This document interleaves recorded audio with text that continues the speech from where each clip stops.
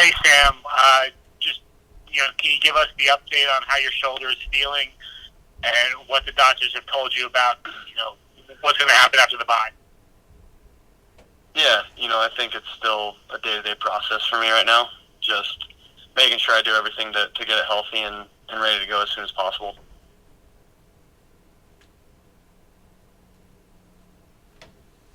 Rich from ESPN, your line is active.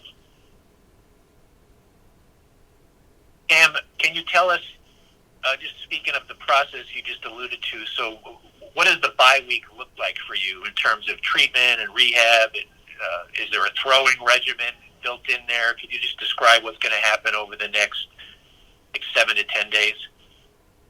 Yeah, I think for me, just like I just said, it's getting better every day, so just going to continue to treat it and make sure I do everything that I need to do every single day to make sure that it feels right and it continues on the right process. And with that, we haven't, figured out a throwing regimen yet.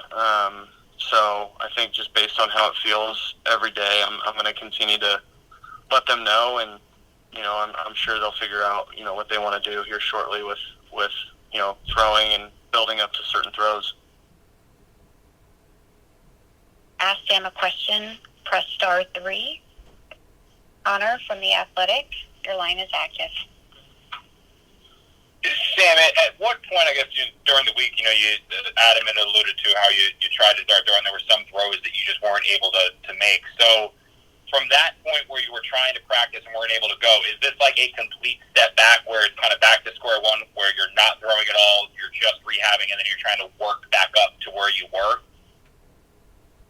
I wouldn't say it's completely back to square one. I think, from where I was at the beginning, it's somewhere in the middle there, from where I was rehabbing it. So, yeah, it just didn't feel right, during the week of practice, and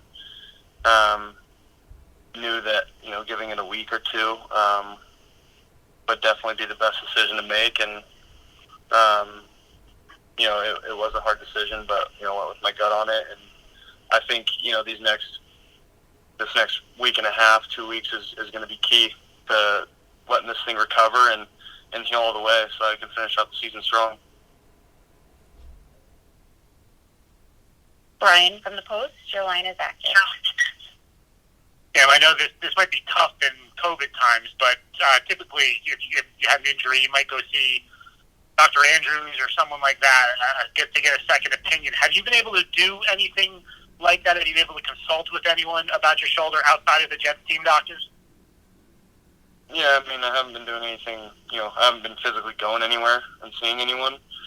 But, I have been getting updates from other guys. So,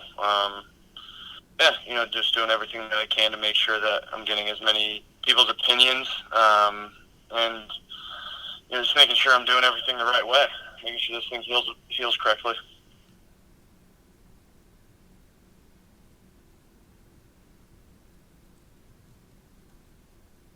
Bob from Newsday, your line is active. Sam, with the season, gone at 0-9 and you're coming back from an injury, how much do you weigh your longer-term concerns about next year and beyond? Is that a factor in your thinking? And if you're not 100% right, do you even want to play the rest of the year, this year? I think for me, it's always just been about making sure that my body's right to play no matter what. It doesn't matter where we're at in the season. I think for me personally, it's just about going out there and playing ball with my guys and with my teammates. So that's really all I'm thinking about. I'm trying to get on the field as quickly as possible, but at the same time being smart about it.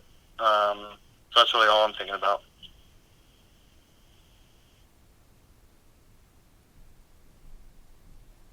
We'll take a few more questions for Sam.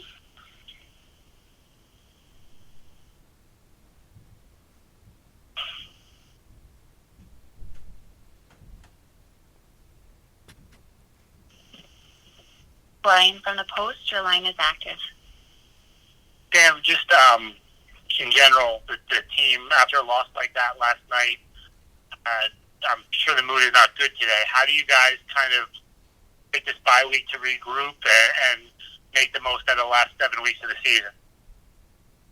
Yeah, I think just coming into work every single day and making the most of every day and getting better every day. I think that's everyone's focus, and we're going to do just that.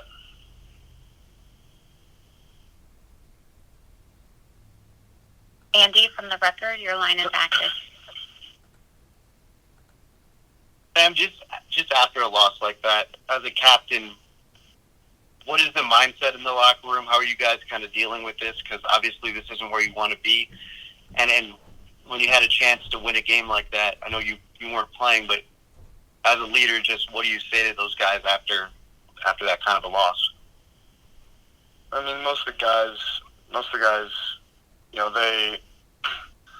they understand that, that was definitely just a very winnable game for us, and, it sucks. Whenever you lose a game in the NFL, whenever you lose a game, period, no matter what level you're playing at, it's no fun. So, it's going to sting for everyone.